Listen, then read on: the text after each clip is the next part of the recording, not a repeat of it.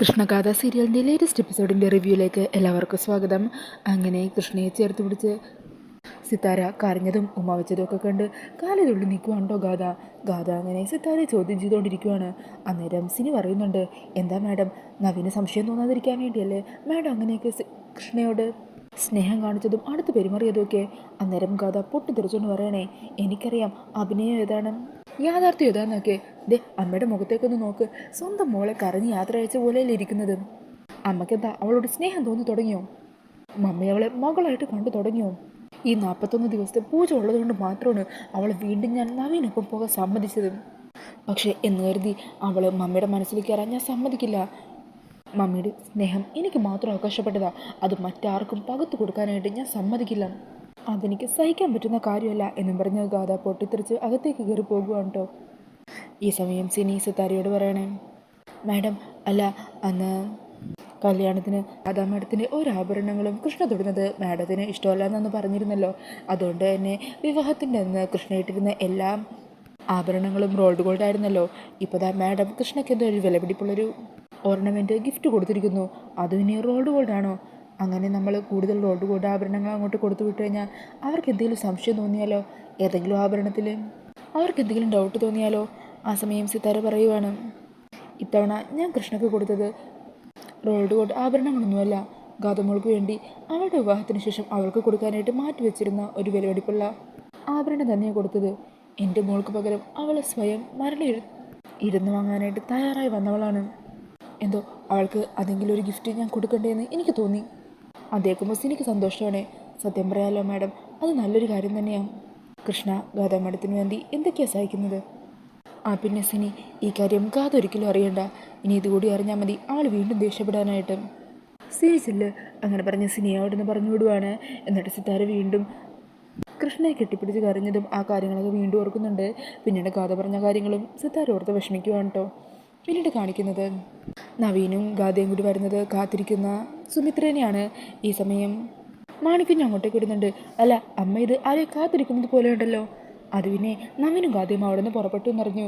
അപ്പോൾ അവരെന്താ വരാൻ വൈകുന്നതെന്ന് ആലോചിച്ച് നിൽക്കുക. അല്ലമ്മേ, നവീൻ സാറും ഗാഥ മേഡം ഇങ്ങോട്ട് എത്തുമ്പോൾ കൂടെ സിത്താര മേഡം ഉണ്ടാകുമോ? എന്തിനാ സിത്താര വരുന്നത്? അല്ല, ഗാഥ മേഡത്തിന് ഒരു നിമിഷം പോലും സിത്താര മേഡത്തെ കാണാതിരിക്കാൻ പറ്റില്ലല്ലോ. അപ്പം പിന്നെ മമ്മിയും കൂടെ കൊണ്ടുവരാൻ സാധ്യതയുണ്ടല്ലോ.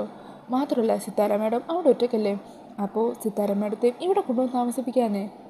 അപ്പോൾ ഗാഥ മേഡത്തിൻ്റെ വിഷമം മാറും, സിത്താര മേഡത്തിനും ഒരു ഒറ്റപ്പെടലൊന്നും തോന്നില്ലല്ലോ.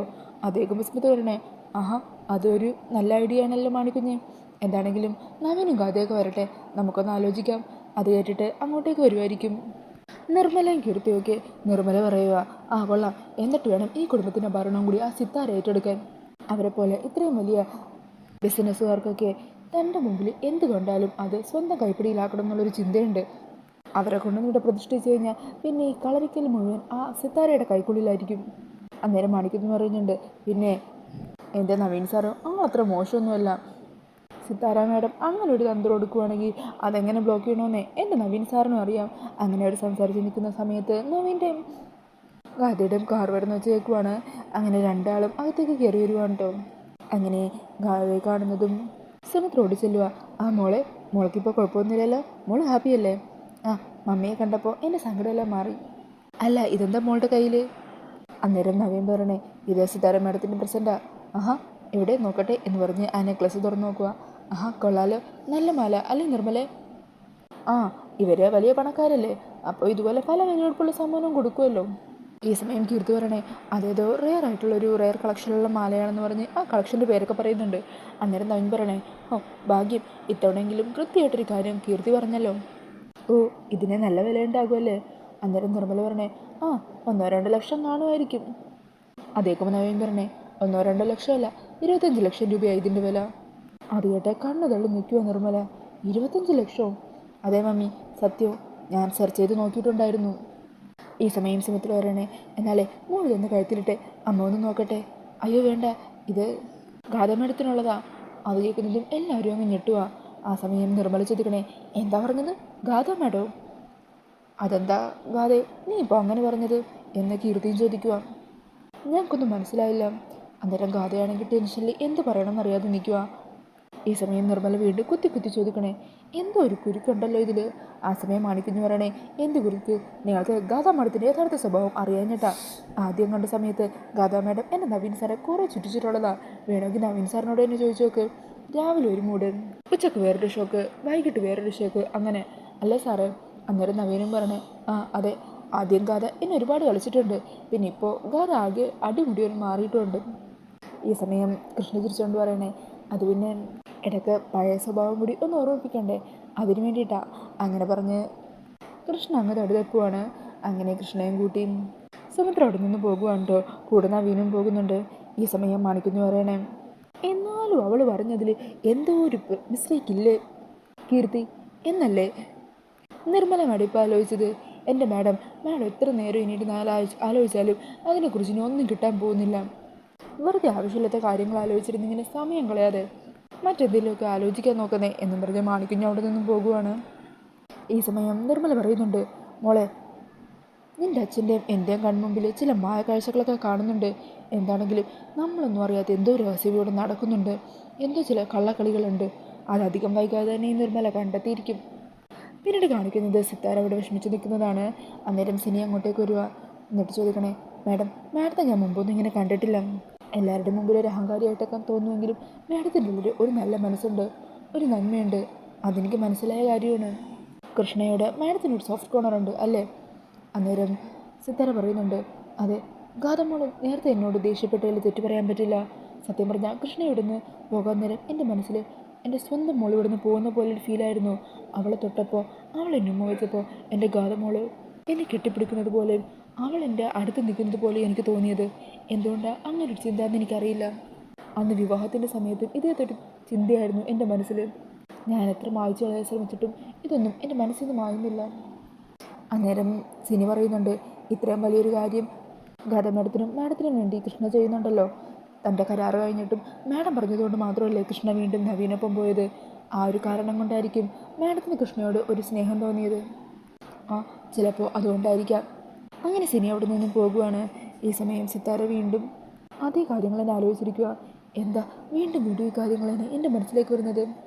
എന്താ ഇതൊന്നും എൻ്റെ മനസ്സിൽ നിന്ന് മാഞ്ഞു പോകാത്തത് എന്ന് പറഞ്ഞ് സങ്കടത്തോടെ നെഞ്ചിലിങ്ങനെ കൈവച്ച് നിൽക്കുവാണ് സിത്താര. പിന്നീട് കാണിക്കുന്നത് മുത്തശ്ശൻ്റെയും നവീൻ്റെ അച്ഛൻ്റെ അരികിലേക്ക് എത്തുന്ന കൃഷ്ണേനെയാണ്. കൃഷ്ണ വന്നിട്ട് ചോദിക്കുക, മുത്തശ്ശി എന്നെ അന്വേഷിച്ചായിരുന്നോ? മോള് വാ, മോളോട് കുറച്ച് കാര്യങ്ങളൊക്കെ പറയാനുണ്ട്.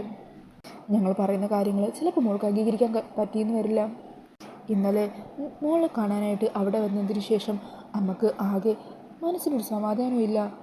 അങ്ങനെയുള്ള കാര്യങ്ങളാണല്ലോ അവിടെ നടന്നത്. അന്നേരം മുത്തശ്ശി പറയണേ, ഗാഥമോളെ, മോൾക്ക് പിന്നാലെ ആ സർപ്പം വന്നു എന്നറിഞ്ഞപ്പോൾ മുതൽ എൻ്റെ കൈയും കാലും അങ്ങ് തളർന്നു പോയി. എന്തോ ഭാഗ്യത്തിനാണ് ആ സർപ്പം മോൾ ഉപദ്രവിക്കാഞ്ഞത്. അതുകൊണ്ട് തന്നെ ആ ദോഷങ്ങളെല്ലാം പൂർണ്ണമായിട്ടും മാറാനായിട്ട് 41 ദിവസത്തെ ചില കഠിനവ്രതങ്ങൾ മോൾ അനുഷ്ഠിക്കേണ്ടതുണ്ട്. അത് കേൾക്കുമ്പോഴാണ് കേട്ടോ കൃഷ്ണക്ക് കാര്യങ്ങളൊക്കെ മനസ്സിലാവുന്നത്. കൃഷ്ണ മനസ്സിൽ പറയുവാണ്, അത് ശരി, അപ്പോൾ ഇന്നലെ ഗാഥയെ ഉപദ്രവിക്കാനായിട്ട് നാഗം വന്നിരുന്നു അല്ലേ? അതുകൊണ്ടാണ് സിത്താര മാഡം എന്നെ ഇങ്ങോട്ട് വിളിച്ചു വരുത്തിയത്. ഈ സമയം മുത്തശ്ശി പറയുന്നുണ്ട്, പൂജാരി പറഞ്ഞ വ്രതങ്ങളെല്ലാം മോള് കൃത്യമായിട്ട് പാലിക്കണം. നാളെ മുതൽ ദിവസവും വെളുപ്പിന് അതിരാവിലെ തന്നെ എണീക്കണം. പരമ്പരാഗത വേഷങ്ങൾ വേണം ധരിക്കാൻ. അതിനുശേഷം സർപ്പക്കവി പോയി വിളക്ക് വെച്ച് സർപ്പഗീതികൾ ആലപിക്കണം. ഒരു നേരം മാത്രമേ ഭക്ഷണം കഴിക്കാനായിട്ട് പാടുള്ളൂ. നിലത്ത് തറയിൽ പായ വിരിച്ച് വേണം കിടക്കാനായിട്ട്. മാത്രമല്ല, ഈ 41 ദിവസവും നവീനും മോളും തമ്മിൽ ഒരടുപ്പവും പാടില്ല. അത് കേൾക്കുന്നതും കൃഷ്ണൻ മനസ്സിൽ പറയണേ, എന്താണെങ്കിലും ഇനി നവീനിൽ നിന്ന് അകന്നു നിൽക്കാനായിട്ട് ഒരു കാരണം അന്വേഷിച്ച് നടക്കണ്ടല്ലോ. അങ്ങനെ മനസ്സിലാലോചിച്ച് നിൽക്കുവാണ് കൃഷ്ണ. ഈ സമയം മുത്തശ്ശി ചോദിക്കുന്നുണ്ട്, എന്താ മോൾക്ക് ഇതൊക്കെ വല്ലാത്ത ബുദ്ധിമുട്ടായി തോന്നുന്നുണ്ടോ? അന്നേരം കൃഷ്ണ പറയണേ, അയ്യോ ഒരിക്കലുമില്ല. ഒന്നുമില്ലെങ്കിലും നവീന് വേണ്ടിയല്ലേ, ഈ കുടുംബത്തിന് നല്ലതിന് വേണ്ടിയല്ലേ. മുത്തശ്ശി പറഞ്ഞ എല്ലാ ചടങ്ങുകളും ഞാൻ ചെയ്തോളാം. എല്ലാം കൃത്യമായിട്ട് തന്നെ ഞാൻ പാലിച്ചോളാം. അത് കേൾക്കുന്നതും മുത്തശ്ശിക്കും അച്ഛനുമൊക്കെ ഒത്തിരി സന്തോഷമാകുവാണ് കേട്ടോ. അങ്ങനെ ഗാഥ അവിടെ നിന്നും പോകുവാണ്. ഈ സമയം മുത്തശ്ശി എന്താ വന്നിരിക്കുന്നത് കൃഷ്ണമോള് തന്നെയാണ്. ഇക്കാര്യത്തിൽ സിത്താര നമ്മളോട് ചതിയൊന്നും കാണിച്ചിട്ടില്ല. കൃഷ്ണമോളായത് കാരണം ഒന്നും പേടിക്കാനില്ല. അവൾ ഭംഗിയായിട്ട് തന്നെ പൂജകളെല്ലാം പൂർത്തിയാക്കും. അന്നേരം നന്ദൻ പറയുന്നുണ്ട്, എങ്കിലും പൂജാരി പറഞ്ഞ കാര്യം അമ്മ മറക്കരുത്. ഈ 41 ദിവസത്തെ വ്രതങ്ങൾ അനുഷ്ഠിക്കാൻ പല തടസ്സങ്ങളും ഉണ്ടാകും. എത്രത്തോളം പൂജകളൊക്കെ ചെയ്ത് സർപ്പങ്ങളെ പ്രീതിപ്പെടുത്തുന്നോ അതനുസരിച്ച് അവരുടെ അനുഗ്രഹം നമുക്കുണ്ടാകും. അന്നേരം മുത്തശ്ശേരനെ എനിക്കുറപ്പുണ്ട് കൃഷ്ണമോൾ ഇതിൽ വിജയിക്കും. ഈ കുടുംബത്തിലെ ശാപം അവൾ എന്നേക്കുമായിട്ട് ഇല്ലാതാക്കും. അങ്ങനെ അവർ സന്തോഷത്തോടു കൂടി നിൽക്കുവാണ്. ഇതേ സമയം കൃഷ്ണയാണെങ്കിൽ പുറത്തു നിന്ന് ആലോചിക്കണേ, വീണ്ടും അവരെന്നെ ചതിച്ചതാ. സാരമില്ല, എന്താണെങ്കിലും എൻ്റെ മരണം ഏതാണെങ്കിലും ഉറപ്പായതാണല്ലോ. അതിനു മുമ്പ് ഈ കുടുംബത്തിന് ഇവർക്ക് ഇവിടെയുള്ളവരുടെ ആയുസ്സിന് വേണ്ടി എന്തെങ്കിലും നല്ലത് ചെയ്യാൻ പറ്റുമെങ്കിൽ അതും കൂടി ചെയ്തിട്ടാവാം എൻ്റെ മരണം എന്നും പറഞ്ഞ് ആ പൂജകളെല്ലാം ചെയ്യാനായിട്ട് മനസ്സുകൊണ്ട് തയ്യാറെടുക്കുവാണ് കൃഷ്ണ. പിന്നീട് കാണിക്കുന്നത് അവിടെ ദേഷ്യത്തിൽ നിൽക്കുന്ന ഗാഥേനെയാണ്. ഈ സമയം ഗാഥേനെ പറഞ്ഞ് സമാധാനിപ്പിക്കാനായിട്ട് സിത്താര അങ്ങോട്ടേക്ക് എത്തുവാണ് കേട്ടോ. സിത്താര അങ്ങനെ ഗാഥയെ ചേർത്ത് പിടിക്കുക. എന്നിട്ട് പറയണേ, എന്താ മോൾക്ക് മമ്മിയോട്ടുള്ള ദേഷ്യം ഇതുവരെ മാറിയില്ലേ? മോൾക്ക് പകരം മരണം ഏറ്റുവാങ്ങിയോളാം കൃഷ്ണ. അവളോട് ആ ഒരു സഹാനുഭൂതിയെങ്കിലും കാണിക്കണ്ട്. കുറച്ച് മനുഷ്യത്വം മമ്മിക്ക് കൂടിപ്പോയതാണോ മോളിപ്പോൾ മമ്മിയിൽ കാണുന്ന കുറ്റം? അന്നേരം ഗാഥ പറയണേ, മമ്മി എനിക്കറിയാം മമ്മിക്ക് എന്നോടുള്ള സ്നേഹം. പക്ഷേ അവൾ എന്നെപ്പോലെ രൂപമുള്ള അവളുടെ അടുത്ത് മമ്മി അഭിനയിക്കാനാണെങ്കിലും അങ്ങനെയൊക്കെ അടുത്ത് പെരുമാറുമ്പോൾ എനിക്കത് സഹിക്കാൻ പറ്റുന്നില്ല. അവളെൻ്റെ സ്ഥാനം തട്ടിയെടുക്കാൻ വന്നവളാണെന്ന് എനിക്ക് തോന്നിപ്പോകുവാണ്. ഞാൻ എൻ്റെ മനസ്സിനെ പറഞ്ഞ് മനസ്സിലാക്കാൻ ശ്രമിക്കുന്നുണ്ട്. പക്ഷേ ആ സമയത്ത് എനിക്ക് കൺട്രോൾ ചെയ്യാൻ പറ്റുന്നില്ല മമ്മി. സാരമില്ല, ഇനി എന്താണെങ്കിലും അവളെക്കുറിച്ചൊന്നും പറയണ്ട. അവൾ 41 ദിവസത്തെ ആ പൂജ കഴിഞ്ഞിട്ട് എങ്ങോട്ടാന്ന് വെച്ചാൽ പൊക്കോട്ടെ. എൻ്റെ ലോകം എൻ്റെ മമ്മിയാണ്. മമ്മിയുടെ സ്നേഹം മറ്റാർക്കുമായിട്ട് പകുത്തു പോകാൻ ഞാൻ സമ്മതിക്കില്ല. അതെനിക്ക് സഹിക്കാൻ പറ്റില്ല. എനിക്ക് എൻ്റെ മമ്മിയെ അത്രയ്ക്ക് ഇഷ്ടമാണ് എന്നും പറഞ്ഞ് സിത്താരയെ ചേർത്ത് പിടിക്കുവാണ് ഗാഥ. അപ്പോൾ ആ ഒരു സീനൊക്കെ കാണിച്ചുകൊണ്ടാണ് എപ്പിസോഡ് തീരുന്നത്. ഈ ഒരു റിവ്യൂ ഇഷ്ടമായിട്ടെങ്കിൽ മറക്കാതെ വീഡിയോ ഒന്ന് ലൈക്ക് ചെയ്യണേ. ഇതുപോലുള്ള കൂടുതൽ റിവ്യൂസിനായിട്ട് ഈ ചാനലൊന്ന് സബ്സ്ക്രൈബ് ചെയ്തും കൂടി സപ്പോർട്ട് ചെയ്യണേ. Thank you.